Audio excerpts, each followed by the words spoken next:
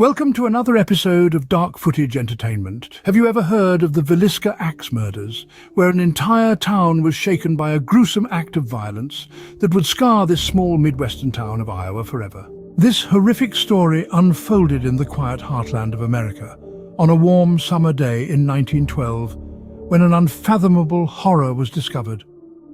The Moore family, a well-respected couple along with their 4 children and 2 young guests, were found bludgeoned to death in their beds.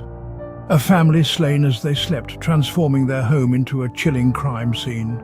The murder weapon, an axe, was left behind, each victim bearing its brutal signature. Yet, the brutality of the killings was not the only thing that shook the townsfolk. The killer had left a peculiar touch to the scene, a 4-pound slab of bacon leaning casually against the wall next to the murder weapon.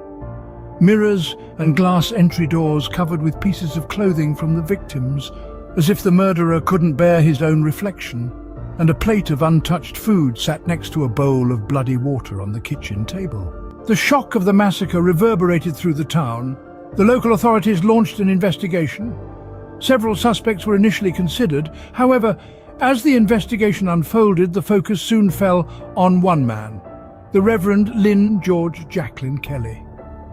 A preacher at nearby Methodist churches, he was known for his eccentric behavior and a checkered past, having been convicted of sending obscene material through the mail and spending time in a mental institution. The Reverend was overheard on a westbound train, speaking with other passengers of 8 dead souls in Villisca butchered in their sleep. His chilling revelation was made even before the bodies were discovered. In the summer of 1917, Reverend Kelly was indicted for the heinous crime.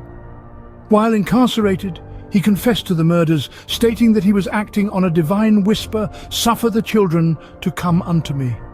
He recanted his admission of guilt at trial. His case was heard twice.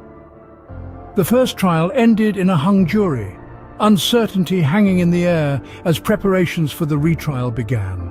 The second trial would see the scales of justice tip in his favor as he was acquitted of all charges, allowed to walk free. The identity of the murderer who wreaked havoc that summer in the small Midwestern town remains shrouded in doubt and uncertainty. No other trials have taken place, no other suspects have been indicted. 8 lives extinguished, leaving behind a legacy of fear and unanswered questions.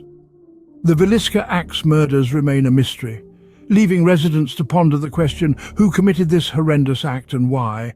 A chilling reminder of the most notorious unsolved mass murder in Iowa history. Like and subscribe so you don't miss the next legendary urban tale.